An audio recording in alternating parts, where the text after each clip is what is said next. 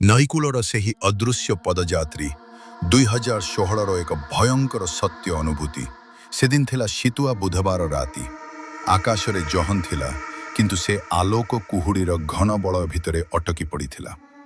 ନଦୀ ପଠାରେ ଏକ ଅଜଣା ଅନ୍ଧାର ଚାପି ବସିଥିଲା। ତିନି ସାଙ୍ଗ ଚିଙ୍କୁ, କାଳିଆ ଏବଂ ସୋନୁ ନଦୀ କୂଳରେ ଭୋଜି କରୁଥିଲେ। ଚୁଲିରେ ଚିକେନ କଷାର ଘ୍ରାଣ ପବନରେ ଭାସୁଥିଲା। ହସଖୁସି, ମଜାକ, ହାସ୍ୟର ଧ୍ୱନି ଚାରିପାଖରେ ଗୁଞ୍ଜୁଥିଲା। ରାତି ପ୍ରାୟ 10ଟା। ହଠାତ୍ ସବୁକିଛି ଶାନ୍ତ ହୋଇଗଲା। କୋକି ଶିଆଳ ଶବ୍ଦ ବନ୍ଦ। ପବନର ଝୋକା ବି ଥମିଗଲା।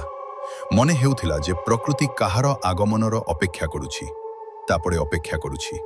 ତାପରେ ସେମାନେ ଦେଖିଲେ ନଦୀକୂଳ ଧାରେ ଧାରେ ଜଣେ ଲମ୍ବା ଛାୟାମୟ ଆକୃତି ଧୀରେ ଧୀରେ ଚାଲି ଯାଉଛି। ମୁଣ୍ଡ ନୁଆଇଁ ଶରୀର କିଛିଟା ଆଗକୁ ଝୁଲିଥାଏ। ତାର ଚାଲିବା ଶୈଳୀ ସାଧାରଣ ଲୋକଙ୍କ ପରି ନୁହେଁ। ମନେ ହେଉଥିଲା ଯେ ପାଦ ମାଟିକୁ ଛୁଇଁ ନଥିଲା। ତା ପଛରେ 10ରୁ 15ଟି କୁକୁର। ସବୁ କୁକୁର ମୁଣ୍ଡ ନୁଆଇଁ ପୁଛ ଭିତରକୁ ଗୁଡ଼ାଇ ଅସାଧାରଣ ଭାବରେ ଶାନ୍ତ। କୌଣସି ଭୁଙ୍କାର ନାହିଁ, କୌଣସି ଗର୍ଜନ ନାହିଁ। ମନେ ହେଉଥିଲା ସେମାନେ କୌଣସି ଅଦୃଶ୍ୟ ଶକ୍ତିର ଆଜ୍ଞାରେ ଚାଲୁଛନ୍ତି। କାଳିଆ ହାଲକା ସ୍ୱରେ କହିଲା, ଆଗକୁ ତ କେବଳ ପାଣି, ବାଟ ତ ନାହିଁ। ଲୋକଟି ସିଧା ନଦୀ ଦିଗକୁ ଯାଉଥିଲା। ତିନି ଜଣଙ୍କ ହୃଦୟ ଝଡ଼ ଗତିରେ ଧଡ଼କୁଥିଲା। ଭୟ ଓ କୌତୂହଳ ମଧ୍ୟରେ ଲଢ଼େଇ ଚାଲିଥିଲା। ସୋନୁ ତୁରନ୍ତ ବାଇକ୍ ଷ୍ଟାର୍ଟ କରି ହେଡଲାଇଟ୍ ସେହି ଦିଗକୁ ମାରିଦେଲା।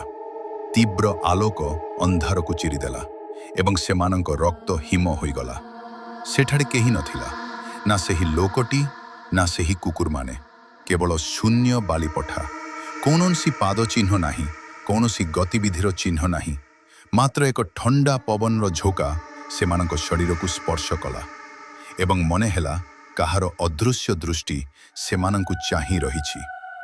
ଭୟରେ ସେମାନେ ଭୋଜି ଅଧାରେ ଛାଡ଼ି ସେଠାରୁ ଦୌଡ଼ି ପଳାଇଲେ।